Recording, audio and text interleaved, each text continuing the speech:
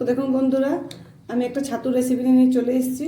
খুব সহজভাবে এটা বানিয়ে নিতে পারবেন, খুবই সুস্বাদু খেতে। তো এইভাবে বানাবেন আপনারা, পুরো ভিডিওটা দেখবেন, তাহলে বুঝতে পারবেন স্টেপ বাই স্টেপ। আমি আমার ভিডিওতে দেখিয়ে দিয়েছি, পুরো ভিডিওটা দেখবেন। নমস্কার বন্ধুরা, হর্ষিতা নিশিতা কিচেনে সবাইকে অনেক অনেক স্বাগত জানিয়ে আজকে আমি পরোটা ছাতু বানিয়ে আপনাদেরকে দেখাবো। তো পুরো ভিডিওটা দেখবেন, খুব সুস্বাদু একটা রেসিপি, খুব কম সময়ের মধ্যে আমি এটা বানিয়ে আপনাদেরকে দেখাবো। তো চলুন তাহলে এটা বানাতে আমার কি করতে হবে। প্রথমে আমি ছাতুটা ধুয়ে ভালোভাবে পরিষ্কার করে বেছে নেব। তো বন্ধুরা দেখুন, ছাতুর রান্নাটা করার জন্য এখানে আমি আদা, রসুন আর পেঁয়াজ আর কাঁচা লঙ্কা পরিমাণ মতো নিয়ে নিয়েছি। আমি একটু বেশি ছাড়িয়েছি, এতটা আমার লাগবে না। আমি এটা পেস্ট বানিয়ে নেব, যতটা লাগবে আমি অতটা রান্নাতে দেবো, বাকিটা আমি রেখে দেবো। তো এটা একটা মিহি পেস্ট আমি বানিয়ে নেব। তো দেখুন বন্ধুরা, ছাতুটা আমি ভালোভাবে ধুয়ে পরিষ্কার করে নিয়েছি। এই ছাতুর ভিতরে খুবই ছোট ছোট বালি থাকে, ভালোভাবে ধুয়ে নিতে হবে, পরিষ্কার করে নিতে হবে। আমি ভালোভাবে ধুয়ে পরিষ্কার করে নিয়েছি। এবার আমি নেক্সট প্রসেসের দিকে এগিয়ে যাই। বন্ধুরা, এখানে আমি একটা বড় সাইজের পেঁয়াজ কেটে নিয়েছি, খুবই পাতলা পাতলা করে কেটেছি। আর এখানে দুটো তেজপাতা নিয়েছি। এবার আমি ছাতুটা ফ্রাই করব। বন্ধুরা, আমি গ্যাসের মধ্যে একটা কড়া চাপিয়ে দিয়েছি, কড়াটা আমার গরম হয়ে গেছে। এবার আমি ছাতুটা ফ্রাই করার জন্য আমি তেল দিয়ে দেবো। আমি একবারে পুরো রান্নাটা করব, তাই একটু বেশি পরিমাণে তেল দিচ্ছি। আপনারা ছাতুটা ভেজে মশলা কষেও রান্না করতে পারেন, দুভাবে রান্না করা হবে, কিন্তু স্বাদ খেতে একই রকমই থাকবে। এবার আমি তেলটা ভালো করে গরম করে নেব। তো দেখুন বন্ধুরা, তেলটা আমার গরম হয়ে গেছে। এবার আমি গোটা গরম মশলা দিয়ে দিচ্ছি, দুটো দারচিনির টুকরো, দুটো লংয়ের টুকরো, একটা এলাচ, আর এখানে পরিমাণ মতো জিরে দিয়ে দেবো। এখানে জিরে দিয়ে দিচ্ছি।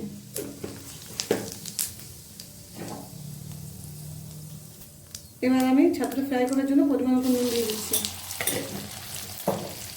দুটো তেজপাতা দিয়ে দিচ্ছি, এখানে কেটে রাখা পেঁয়াজটা দিয়ে দিচ্ছি।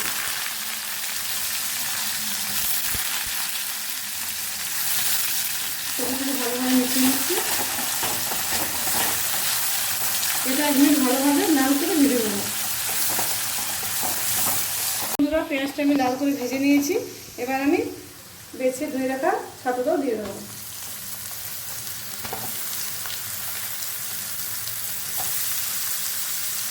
বন্ধুরা, আপনারা এই রান্নাটা সাদা তেলও করতে পারেন, আমি এখানে সরষের তেলে বানাচ্ছি। ভালোভাবে মিশিয়ে নেব।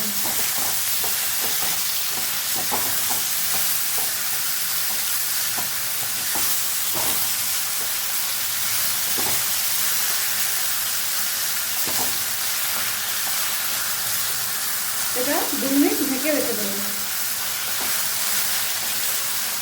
তো বন্ধুরা, আমি 2 মিনিট ঢেকে রেখে দিয়েছি, যাতে ছাতু থেকে যে জলটা আছে ওটা বেরিয়ে যায়। এখানে আমার 2 মিনিট হয়ে গেছে। এবার আমি ঢাকা খুলে দেখবো। দেখুন বন্ধুরা, ছাতু থেকে জলটা বেরিয়েছে, ওটা শুকনো হয়ে গেছে, তেল ছেড়ে দিয়েছে। এবার এই সময় আমি আদা, রসুন, পেঁয়াজ আর কাঁচা লঙ্কা পেস্টটা দিয়ে দেবো।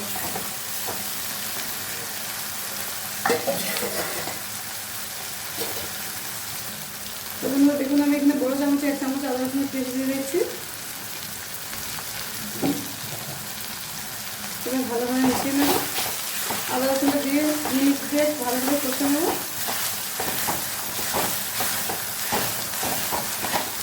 যাতে আদা রসুন পেঁয়াজের কাঁচা গন্ধটা চলে যায়।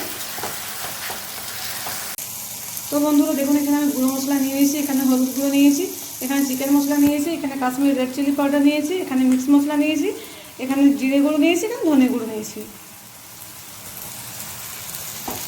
এবার কিছুক্ষণ ভালোভাবে নেড়ে নেব।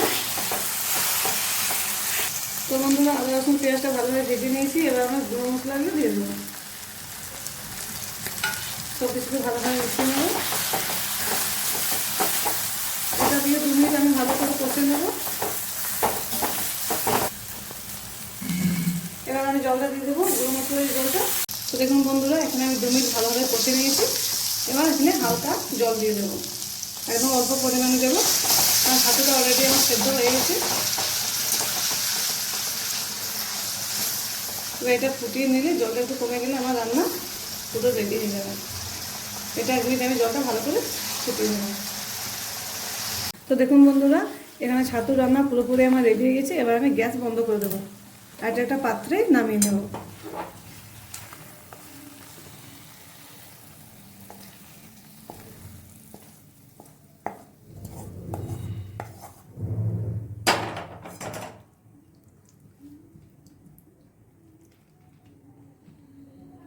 বন্ধুরা দেখুন রান্নাটা পুরো রেডি হয়ে গেছে, খুব সুন্দর লাগছে দেখতে, খেতেও খুব ভালো লাগবে। আপনারা বাড়িতে এভাবে বানিয়ে খাবেন, খুব ভালো লাগবে। আর ভালো লাগলে আমাকে অবশ্যই কমেন্ট করে জানাবেন। আর এটা সিজনের ছাতু, ঠিক পুজোর সময়ই ছাতুটা বেরোয়, এটা পরব ছাতু বলে। জানি না আপনাদের ওখানে কী বলে, কিন্তু আমাদের দিকে এটাকে পরব ছাতু বলে। এটা এই সময় বেরোয়। তো আমার ভিডিওটি যদি আপনাদেরকে ভালো লেগে থাকে তাহলে আমার চ্যানেলটি অতি অবশ্যই লাইক করবেন, সাবস্ক্রাইব করবেন এবং সামনে বেল বাটনে ক্লিক করে দেবেন। আপনারা ভালো থাকবেন, সুস্থ থাকবেন। তো তখন আমি আর একটা নতুন ভিডিও নিয়ে চলে আসবো।